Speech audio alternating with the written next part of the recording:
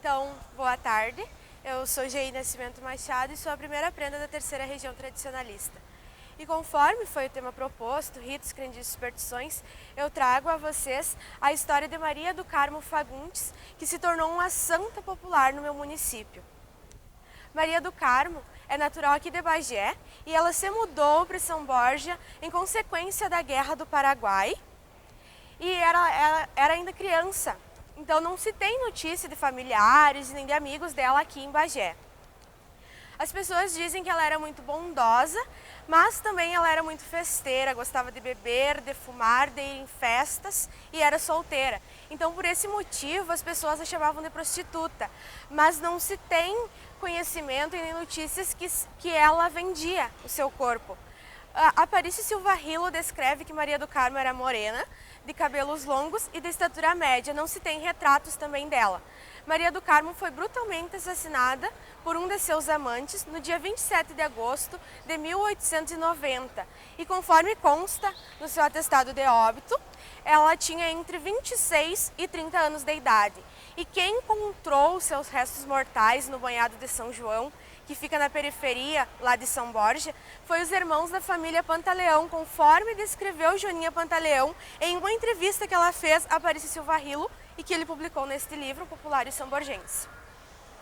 Após o seu assassinato, que chocou toda a população, as pessoas passaram a frequentar o local onde ela foi assassinada para fazer pedidos e agradecimentos, e então começou a se ter notícia dos milagres que ela realizava e a fé só se aumentou. Então, no ano de 1940, foi construído um túmulo simbólico no local, porque ela está enterrada no cemitério municipal, só que na época os corpos eram enterrados diretamente no chão, então não se sabe onde está localizado o túmulo dela. E esse túmulo, o simbólico, recebeu uma grande reforma no ano de 1984, que foi o prefeito Arnaldo Matre, que era prefeito na época, e ele transformou o local em um ponto turístico. Aqui tem fotos da inauguração e essa é uma identificação que a Prefeitura Municipal coloca em todos os pontos turísticos do município. E aqui a placa, a entrada do túmulo. As cores que são pintadas no túmulo geralmente são azul, rosa e branco, que são as cores que diziam que ela gostava ainda em vida. E quem pinta o local geralmente são os devotos dela. Anos mais tarde de ter sido construído e reformado o túmulo simbólico, foi construído 2 túmulos pequenos, que não se sabem a origem, mas um deles dizem que era de uma menina que nasceu prematura e o outro de uma família que era muito pobre e que não tinha condições de enterrar no cemitério, então enterraram lá. A forma de agradecer a Maria do Carmo não importa, mas sim de reconhecer que ela intercedeu pelo pedido feito. Então são deixadas placas das mais sofisticadas, como essas aqui, até um simples bilhete de papel. E a fé em Maria do Carmo se mantém viva até os dias de hoje, como vocês podem ver, uma placa de 2017 e uma placa de 1999. E várias outras placas, inclusive de outros países, foram se perdendo com o passar do tempo, foram se deteriorando e até mesmo foram pintadas por cima com as reformas. Também são deixados objetos que ela gostava em vida, como bebidas, cigarros, flores, fitas. Também tem aquelas pessoas que preferem escrever diretamente no túmulo com esmalte ou batom. E geralmente as frases encontradas lá é agradecendo por uma graça alcançada ou então os pedidos de proteção. Também as mães costumam deixar chupetas e mamadeiras no túmulo dela, que são promessas com objetos dos filhos. E também são deixados no túmulo das crianças, esses objetos, inclusive até roupas de bebê costumam deixar lá e doces para as crianças. Também deixam terços, imagens de santos, na tentativa de aproximá-la de uma santidade. A Maria do Carmo está sempre sendo homenageada e lembrada pelos samborgenses. Existem poesias, músicas que falam sobre ela, o bairro onde está localizado o túmulo simbólico leva o seu nome, e existiu uma escola de samba, Unidos pela Maria do Carmo, e que acabou se terminando anos depois da sua fundação. Existe até os dias de hoje o time de futebol Esporte Clube Maria do Carmo, e esses jogadores possuem um ritual, que antes deles irem participar dos seus jogos e campeonatos, eles vão com toda a comitiva do time até o túmulo para fazer os pedidos para que Maria do Carmo os abençoe, e ao retornarem eles vão lá com seus agradecimentos. Só um minuto. Eu entrevistei 5 senhoras do meu município para saber como se elas acreditavam em Maria do Carmo, como que elas viam a história de Maria do Carmo. Eu entrevistei a Priscila, que ela conheceu a história da Maria do Carmo através de uma pesquisa também com a ciranda de prendas. E ela se tornou uma devota de Maria do Carmo. Entrevistei também a Lia, que fez um pedido para um emprego, e ela foi atendida e depois foi até o túmulo para levar o seu agradecimento, e ela também é uma grande devota.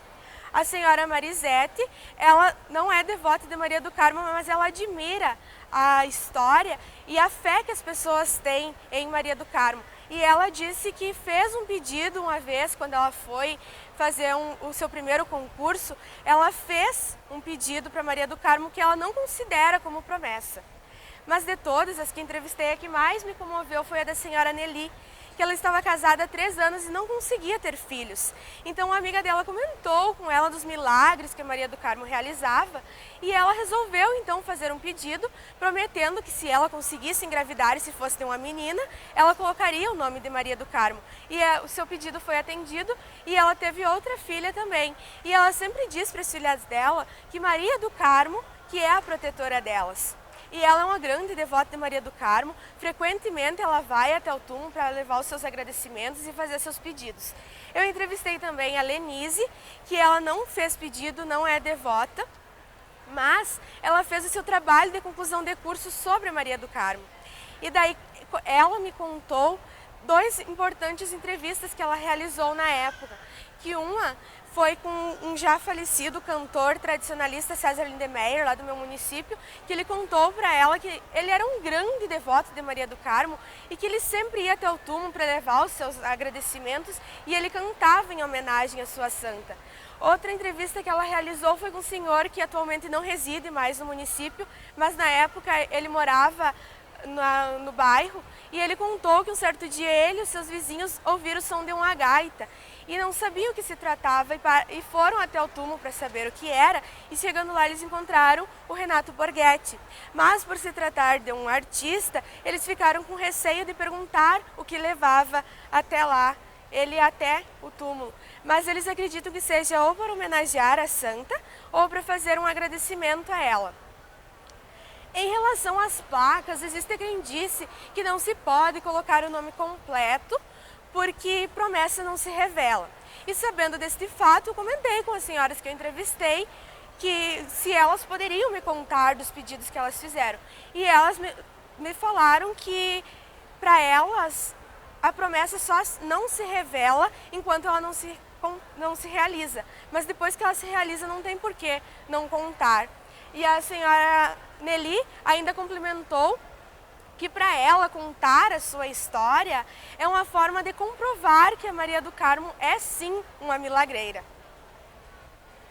Após eu decidir que iria falar sobre a Maria do Carmo, o primeiro passo que tomei foi ir com meus pais até o túmulo, que eu havia ido quando criança, mas na época muitos assuntos eu não compreendia.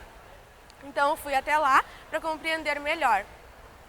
E enfim, as crendices são naturais do ser humano. E a história da Maria do Carmo ela foi contada de geração em geração e não se tem uma explicação lógica para a sua existência. Mas o que importa é a fé que as pessoas do meu município possuem e acreditam nela. Então, esse era o trabalho que eu tinha para lhes apresentar. Alguma pergunta? Não sei nem a ponto de pergunta, mas se a gente for parar para analisar, essa senhora, Maria do Carmo, que faleceu jovem, ela Sim. representa que ela foi uma mulher à frente do seu tempo, né? Isso. Do contexto social da época, ela é uma mulher que serve de exemplo até hoje para todas as Sim. mulheres. Até a questão das senhoras que eu entrevistei, comentei assim, porque a história em si da Maria do Carmo poucos sabem. Tem pessoas que nem sabem que ela não está enterrada nesse túmulo. Então as pessoas acreditam nela e para elas não importa a história, porque as pessoas ouvem todo mundo sabe que ela era uma mulher à frente do seu tempo, e as senhoras que eu entrevistei comentaram que na época até um simples batom vermelho já era fato de... Imagina uma mulher na época que era solteira, tinha vários companheiros e ela via em bailes, então imagina na época o crime que era, né? Então aqui o atestado de óbito dela, a Lenise me emprestou uma cópia, porque a original que ela possuía, que ela conseguiu na época que fez o TCC, ela emprestou e não conseguiram devolver, daí a gente conseguiu uma cópia, e daí se vocês quiserem olhar. E daí o atestado de óbito dela foi lavrado um mês praticamente depois do assassinato dela, porque na época era muito difícil, então a data precisa, dizem que foi 27 de agosto porque foi a data que ela desapareceu, então não se sabe ao certo se foi realmente.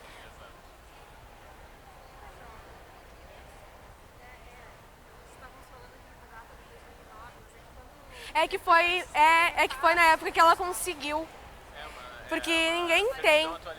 É que foi na época que ela fez o TCC, isso. Perfeito. Parabéns. Muito obrigada. Obrigada.